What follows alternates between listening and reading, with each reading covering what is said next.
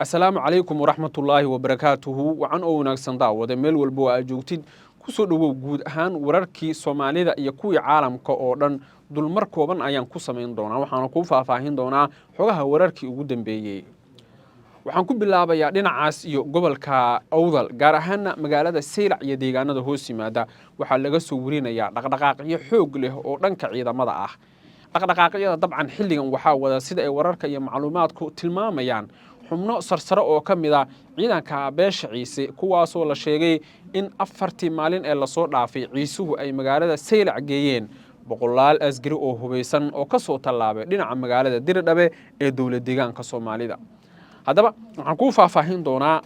maxaa keenay hadda in ciisuhu ay ciidan xoog leh dhigaan magaalada Dirdhabe waxaa jirtay aragti hoose oo banaanka aan imaan laakiin aan helay oo sheegaysa in ciisaha loo tashaday oo habar jeclo nimanka la yiraahdo Samaroon iyo Suweer habar awal xubno kamida ay tashadeen oo ay yiraahdeen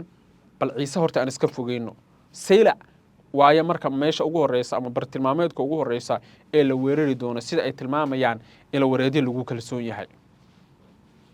xogtaan helaya waxay tilmaamaysaa in dhowrkii saac ee la soo dhaafay ay jirtay aragti la xiriirta in laga cabsi qabo isku dhacyo ciidan oo waaweyn oo xaaladda faraha ka bixiya taasi oo dabcan ku tusinaysa ayaa la leeyahay in ay xaaladda Awdal tahay mid allow saal ah Seylacna laga cabsi qabo inay dagaal ka dhacaan haddii aan xal degdeg ah la helin waxay khubaradu aaminsan yihiin in wixii jira oo wada hadal ah ama wixii jira si hoos looga wada hadli karo laakiin ay tahay ayaa la leeyahay in beesha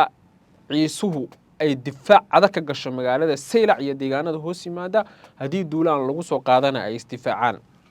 ciisaha dhowr jeer waxaa loo sheegay in haddii ay isdhigtaan oo is yiraahdaan guul ayaa gaarteen weerar culus oo ku soo socdo taasi oo la sheegay in ay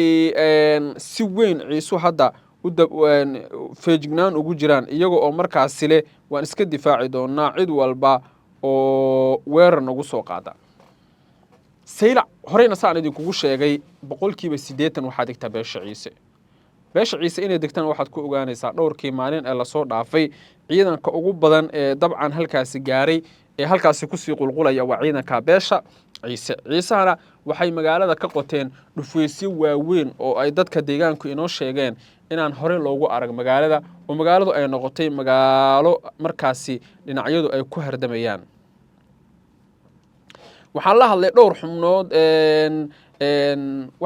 dhowr xubnood oo kamid ah odayaasha dhaqanka beesha Ciise si aan wax uga weydiiyo xaaladda waxayna ii sheegeen inaysan xilligan doonin wax heshiisa taa beddelkeedana ay rabaan inay gacan bir ah ku qabtaan cid walba oo la isleeyahay waxay ka hor imaanaysaa xeerka buuga Ciise iyo qodobo kale inay xeerka buuga Ciise soo bandhigaan inay sidaas si lamida qaadaan tallaabooyin kale oo dheeraada ayaa dabcan waxay ka mid tahay waxyaabaha hadda waaweyn oo ay dhinacyadu sida weyn u faaqidayaan beesha Ciisana waxa la leeyahay way badiidan tahay wax heshiisa taa beddelkeeda waxay rabtaa in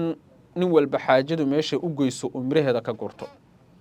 dhinaca Somaliland waxa iyana la soo warinayaa dhaqdhaqaaqyo xoogan oo dhanka ciidamada ah dhaqdhaqaaqyadu waxay si weyn uga socdaan jihooyinka kala duwan ee magaalada la yiraahdo Boorame deegaanada hoos yimaada waliba deegaanka ugu dhow oo dixda Sheekh Awaara ah waxa gacanta ku haya beesha Ciise waxa marka laga cabsi qabaa ciidanka Somaliland iyagoo shatigii dawladda wata inay weeraraan ciidanka beesha Ciise halkaasna dabcan uu dagaal ka dhaco dhaqdhaqaaqa hadda ayuu socdaa wixii ku soo kordhawaan arki doonaa iyadana markana qodobadeena kale hogaamiyaha cusub ee Iran ayaa durba dhaawac culus uu soo gaaray labada lug mid kamid ah ayaa jabtay sida ay tilmaamayaan mana aha weerar cusub oo hadda loo geystay ha yeeshee waa weerar la sheegay in uu markaasi ka soo gaaray weerarkii aabihii lagu dilay sababtoo ah isaga iyo aabihii way meesha joogeen isaga tiisi ayaan soo gelin laakiin aabihii meesha ayuu ku dhintay ayatullah cali qumani waxay wararka iyo macluumaadku tilmaamayaan in sirdoonka Israel warkan ay aad ugu farxeen laakiin ninka hadda xilka haya ama xilka qabtay waa dad badan ay aaminsan yihiin inuu yahay nin madax adag isla markaana ka madax adag aabihiis isla markaana aan yeeleen wax heshiisa sida ay dad badan aaminsan yihiin waxay sidaas si lamida dadka khubarada ah ee arrimaha la socda ay leeyihiin waxa xataa laga cabsi qabaa inay xaaladdu faraha ka baxdo oo Israel iyo Mareykanku ay xakameyn waayaan dagaalka bariga dhexe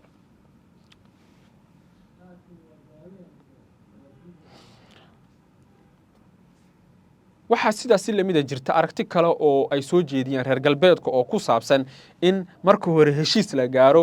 kadibna iiraan mar kale duulaan lagu qaado taasoo dabcan maraykanka haddii uu sameeyo uu dabcan ku fashilmi doono saaxiib yaal wararkeen intaas bay ku dhan yihiine ammaana allah yeeleen wax heshiisa sida ay dad badani aaminsan yihiin waxay sidaasi lamida dadka khubarada ah ee arrimahan la socda ay leeyihiin waxaa xataa laga cabsi qabaa inay xaaladdu faraha ka baxdo oo Israa'iil iyo Maraykanku ay xakameyn waayaan dagaalka bariga dhexe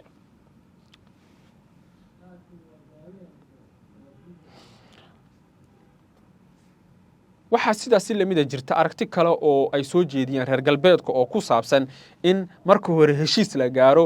kadibna iiraan mar kale duulaan lagu qaado taasoo dabcan maraykanka haddii uu sameeyo uu dabcan ku fashilmi doono saaxiib yaal wararkeen intaas bay ku dhan yihiine ammaana allah yeeleen wax heshiisa sida ay dad badani aaminsan yihiin waxay sidaasi lamida dadka khubarada ah ee arrimahan la socda ay leeyihiin waxaa xataa laga cabsi qabaa inay xaaladdu faraha ka baxdo oo Israa'iil iyo Maraykanku ay xakameyn waayaan dagaalka bariga dhexe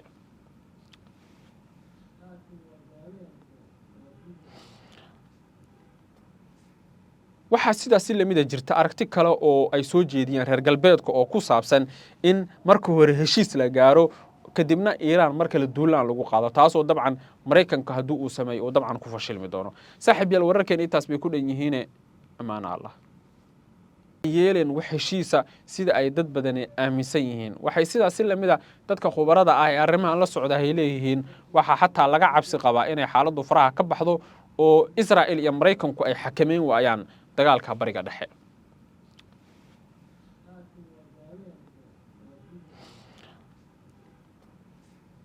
waxaa sidaasi lamida jirta aragti kale oo ay soo jeediyeen reer galbeedka oo ku saabsan in marka hore heshiis la gaaro kadibna iiraan mar kale duulaan lagu qaado taasoo dabcan maraykanka haddii uu sameeyo uu dabcan ku fashilmi doono saaxiib yaal wararkeen intaas bay ku dhan yihiine ammaana allah